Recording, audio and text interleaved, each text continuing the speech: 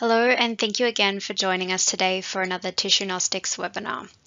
Today we're also joined by Talita Glaser, and Talita will be presenting her research from a shared project between the Andrew Thomas and Ulrich labs.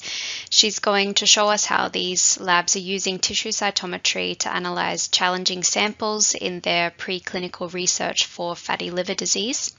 Thanks again, Talita, for taking the time to share your research with us, and we hope that you all enjoy the presentation. Hello, everyone. I'm Talita Glaser. I'm a postdoc at Rutgers, New Jersey Medical School. I work under the supervision of Andrew Thomas. And today I'm going to present to you our strategy using tissue cytometry analysis for challenging samples in preclinical research. In this case, we focus on fat liver disease. So liver disease is among the top 10 leading causes of death in US and worldwide. There are two major categories of liver disease, reversible and irreversible ones. The irreversible ones are cirrhosis and liver cancer, and the only strategy, the only alternative for the patient is the liver transplantation, which have a very poor outcome. The reversible one, they can be induced by drugs, for example, acetaminophen, genetic diseases, viral infections, alcohol, and metabolic diseases. And so these triggers will cause inflammation, oxidative stress, leading to hepatitis, and this chronic inflammation will progress and worsen the state of the liver, leading to activation of stellate cells. Stellate cells are like cells in shape of like a star. They're very big and they produce a lot of extracellular matrix molecules, mainly collagen. So what happens is that when fibrosis, you have increased cell death and also scar tissue formation. And this excessive scar tissue will compromise the function of the liver, progressing to the irreversible stage. There's a whole category within the reversible types that are the triggered by metabolic diseases, which is called the non-alcoholic fat liver diseases, and the first stage is the steatosis. Steatosis is believed to affect around 40% of the population in the Western world. However, some countries, for example, as Chile, they can reach very high levels or percentage, like 80% of the population. It's pretty high. And the steatosis is silent. There's no symptoms for it, usually being detected by ultrasound during the regular medical checkups. What happens, there is a fat accumulation and inflammation. We don't know yet which one is first, if it's the fat or the inflammation, but both are present. Then it can progress to the non-alcoholic fat liver, which has a buildup of fat droplets, collagens, and also more inflammation. But then progress to the non-alcoholic steatohepatitis that now has a lot of cell death, and then progress to fibrosis. So even though they're reversible, usually we still need strategies and treatments to reverse or to prevent the progress of the state, so we don't reach fibrosis, which are very far away and this progression and very close to develop cirrhosis. So as I mentioned to you, the fat liver disease can be the non-alcoholic one, and now changed the name to metabolic dysfunction associated steatotic liver disease recently, and affects 10 to 20% of Americans. The steatohepatitis, now called metabolic dysfunction associated steatohepatitis, also called MASH, affect 2 to 5% of the Americans. And what can trigger this usually is like high blood lipids, type 2 diabetes, heart and circulatory diseases, and obesity. Recently, it has been described not only diet, for example, with a high amount of fat, carbs, would trigger steatosis. It is now known that if you have a leaky gut, you can also develop steatosis. And what is leaky gut?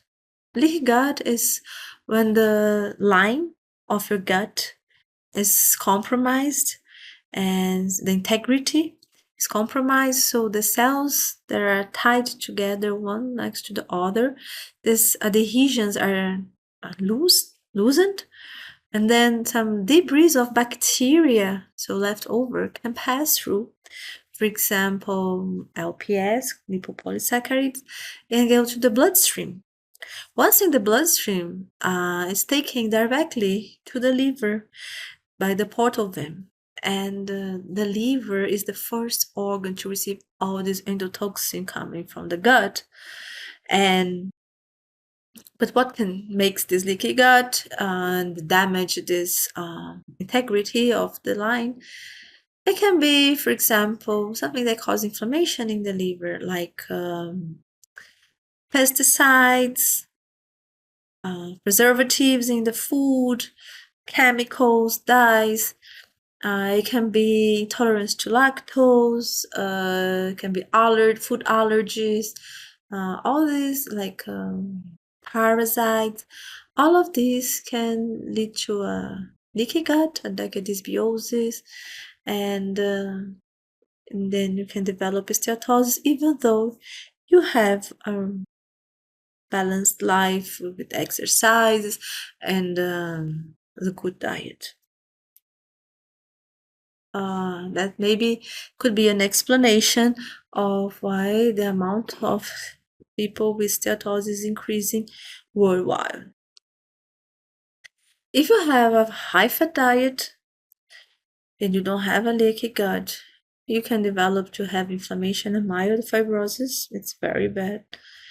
But if you have a high-fat diet and a leaky gut, even if it's in low level of LPS, you can develop severe fibrosis. So it's very dangerous. And what are the cells that are most sensitive to LPS and bacteria debris in the liver? These are Kupffer cells. Kupffer cells are resident macrophages of the liver. They are different from macrophages actually because they derive from the yolk sac progenitors.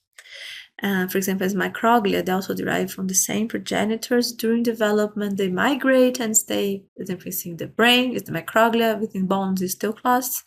And in the case of the liver, we have the Kupffer cells.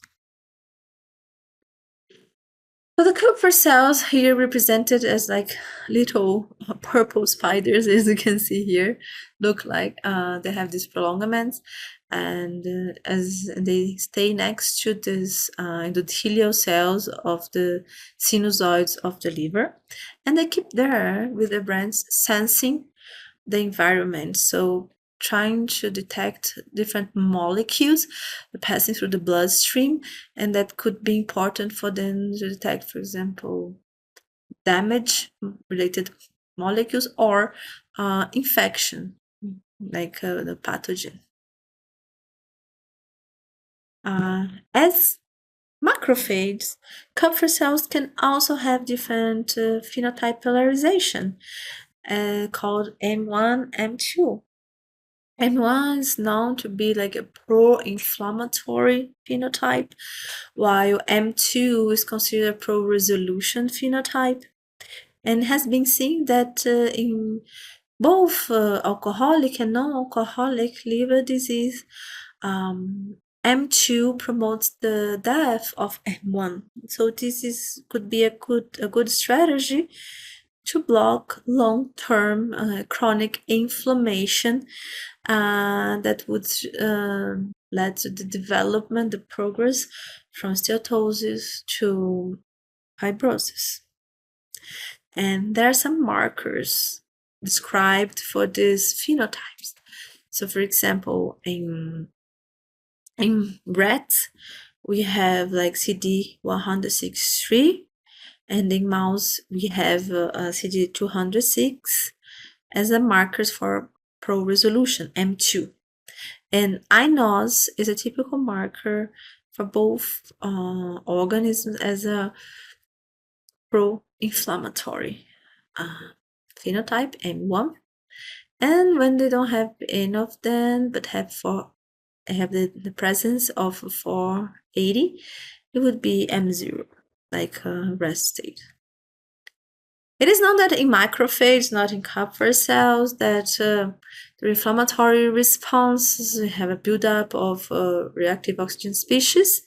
They need to be counterbalanced in the cells to avoid damage by the production of NADPH, by the pentose phosphate pathway, leading to increased accumulation of UDP-glucose that can be externalized to the extracellular melee. And we believe that this UDP-glucose could trigger a receptor that would then keep this feedback going on and promoting the chronic inflammation of the liver. So our hypothesis is that UDP-glucose would affect the phenotype polarization of Kupffer cells in the liver disease. So to test that, first we use a animal model with a different diet intervention. So you have the chow diet and the high-fat diet to have a fat liver. And as you see, the animals gain weight along the time after 16 weeks. And the detection of Kupffer cells showed by F480 is increased in the high-fat diet animals. And also our marker, our receptor of interest, which I can't disclose right now because this work is still under revision. It's being reviewed. We could see the increase in the expression of this receptor of interest in both situation, male and female, in the case of high-fat diet.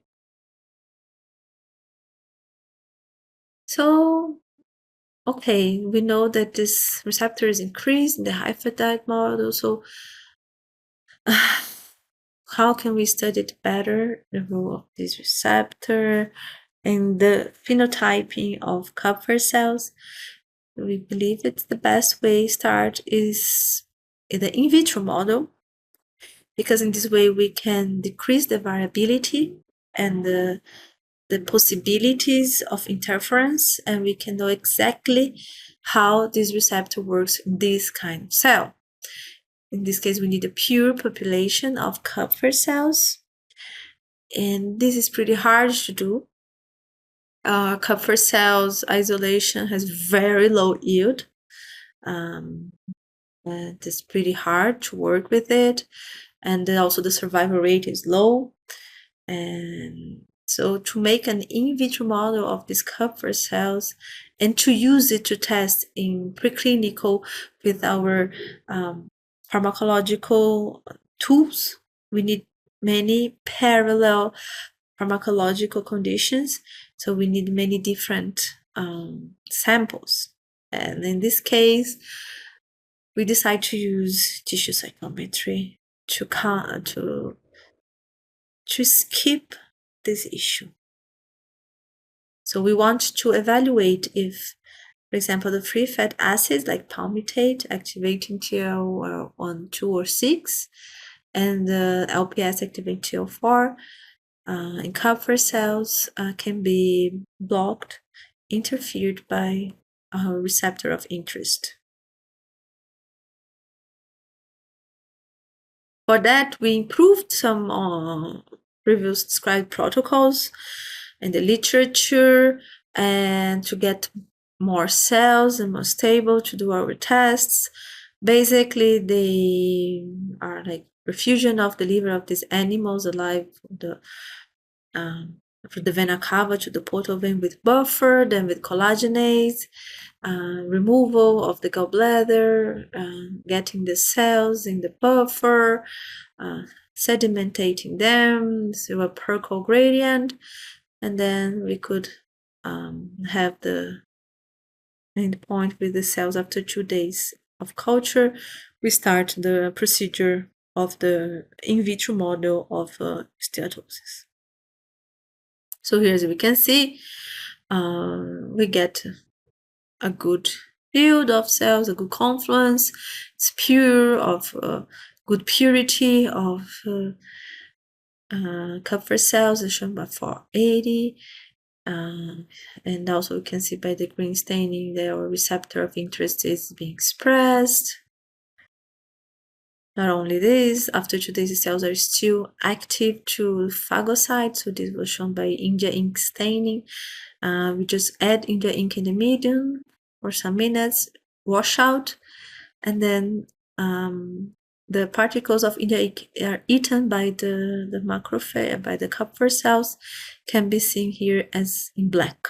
So you can see all these phagosomes full of the ink.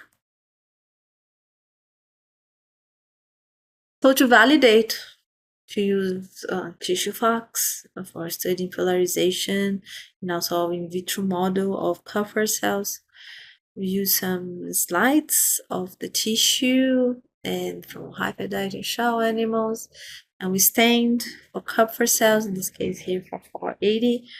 As we can see here in green, the staining of the staining for Kupffer cells. And here we did the mask in StrataQuest for detecting induced nuclei. And here the Kupffer staining. And with this, we could see, comparing both shell and high-fat samples, that CG206 increased in high-fat diet, and a bit different from what they described in the literature, that CG206 would be for resolution. However, iNOS was increased pretty high in the high-fat diet, showing that the liver is inflamed and the cells express the M1 phenotype. Interestingly, even though we have expression of CG206 in both shell and high-fat diet, the morphology of cells are different. And it has been described since 2023 that during inflammation, like in liver fibrosis, Kupffer cells morphology is lost, and the identity of Kupffer cells is lost, and because also the sinusoids, they don't have their structure anymore, it's loose, and then Kupffer cells change their morphology from this one here in blue with this branch from another one that's thick like this, and that's what we saw in our samples. To confirm that, we also did a real-time PCR from freshly isolated Kupffer cells from both shell and high-fat diet. And what we saw is that also again CG206 is increased, corroborating the data by the M1 staining, showing it's robust, the use of staining or measuring the phenotype polarization. We also show the TNF-alpha, that's a pro-inflammatory marker, is increased, iNOS as well, and IL-1 beta. So all of these three that are typical pro-inflammatory markers are increased in the high-fat diet, and IL-10, which is a pro-resolution one, anti-inflammatory, is decreased in the case of the high-fat diet, showing that really we have a balance towards inflammation. Phenotype of these Kupffer cells. So here we have tissue cytometry masks here in vitro model. We did the masks as well. So here's for the nuclei, for the cell masks. And we could stain for CD206 and inos, and we could see that the cells treated with albumin, they didn't have inos. However, the ones treated with both endotoxin LPS and palmitate, or here as PA, had increased amount of inos in just one day, like 24 hours treatment. It's pretty quickly, as shown here by this gate. That's the amount of, and most of these cells that are expressing inos, they also express CD206, showing that CD206 is not a good marker for M2 phenotype, but just for Kupffer cells. And here we see that we did a treatment, so the cells from both shell and high-fed animals after 2 days in vitro, they are in rest, they don't express inflammatory signals anymore, they reverse, so they're very dynamic.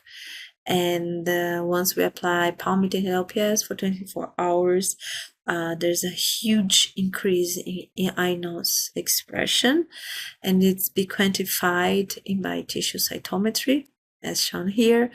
And zinc CD206 decreased as expected by described by literature when we do this in vitro, and the inos increased.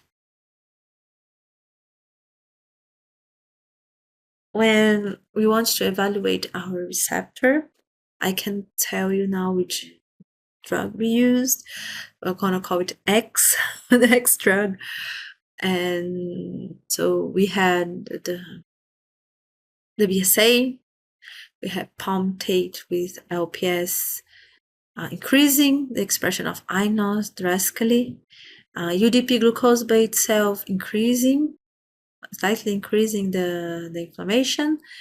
And when we inhibit this receptor, even in the presence of LPS and palmitate, we have a decrease in the expression of inos. And as shown here, we could see that this is red cells, so derived Kupffer, red derived Kupffer cells, and CD163. We could see there's a decrease in all of the situations, but no UDP-glucose. However, the inos, we could prevent its increase by palmitate and LPS when we treat with our inhibitor, showing this is a good way, could be a good strategy to prevent chronic inflammation in the liver. So what we had is that our molecule that inhibits this receptor was enough to interfere and block the signaling triggered by these receptors that would turn Kupffer cells into M1 phenotype. We also have more data to support all this information, but unfortunately I cannot present now until the paper is not published. So in summary, we have that Kupffer cells isolation has a very low yield, is a challenge that groups all over the world trying to bypass. Preclinical tests, they demand considerate quantity of cells due to the many parallel pharmacological conditions, and like time, dosages, combinations.